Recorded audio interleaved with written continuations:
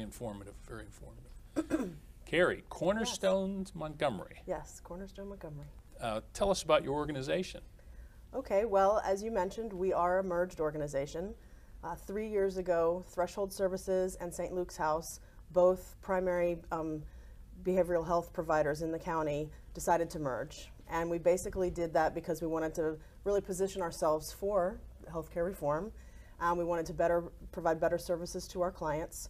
St. Luke's House had been around for about 40 years, and Threshold Services had been around for about 30 years. And what did St. Luke's, what was their major function, or Well, those two organizations? Really, both organizations had a very similar mission. So we came together, and now, as you may know, that there were 1 in 4 adults in the country will experience a mental illness in any given year. Yes. And 1 in 17 of adults in this country will have a severe mental illness. So they'll have schizophrenia, bipolar disorder, major depression, and half of those will have also a co-occurring substance use disorder. So what we do is we provide a variety of services to those folks, to the people with severe illnesses. And we have 212 residential beds. We have 3 outpatient clinics where people get medication. Wow. Yeah, and treatment. We also have a supported employment program that helps people find, get, and keep jobs. While I'm thinking of it, Yes. do you have a website that you would like to Absolutely. identify? Yeah. Could you do that? Yeah, it's cornerstonemontgomery.org. Cornerstone Montgomery, that's pretty easy. Yes. Cornerstonemontgomery.org. Yes.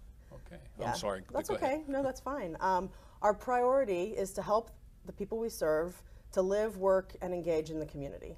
And we do that through the services we offer. And we also have a priority of education and advocacy. Really, you know, you hear about the shootings in the malls, the schools, and a lot of those folks have been identified as Absolutely. people with mental illness, and most of them weren't receiving treatment.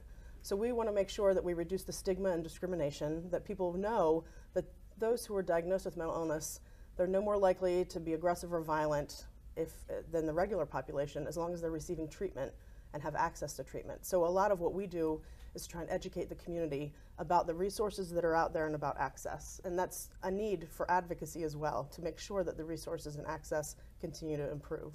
I think that's very important, because I think for most of us, we spend a lot of time and energy learning about how to take care of our bodies, but not of our minds.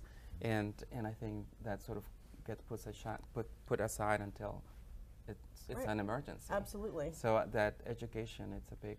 Yeah, it's a huge, it's a really important, and advocacy, because if the resources and access aren't there, then we're not going to be able to reduce those incidents and have other things happen.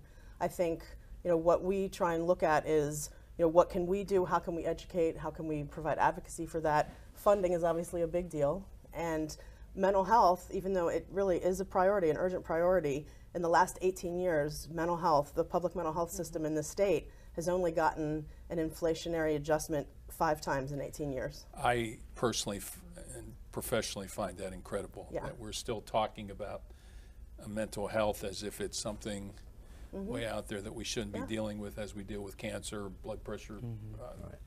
It's a medical condition. Right, and cutting those services or the funds to us is not going to necessarily see a savings, because that means in other areas, Exactly. and going to the emergency department, going into the criminal justice system, those services are going to increase. Those homelessness, that's all going to increase.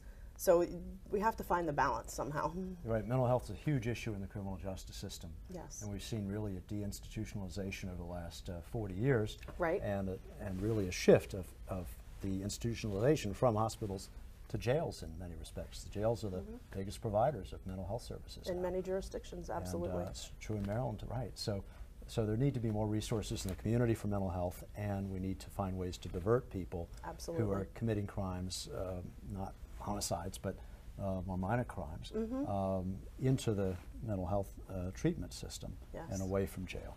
And Montgomery County, there's a lot of people who talk about this, and we work on this. So it's not Right. something that we're just, oh, ho-hum, this is happening. There are people who work on it, there are programs going on, and regular attempts to do that and discussions, but it's just a challenge, especially when the funding is cut. You can't try new things. So as an example, do you work in collaboration with, say, the Mental Health Association of Montgomery County or different organizations like that? Sure, absolutely. We work with them. We work with, you know, Community Clinic.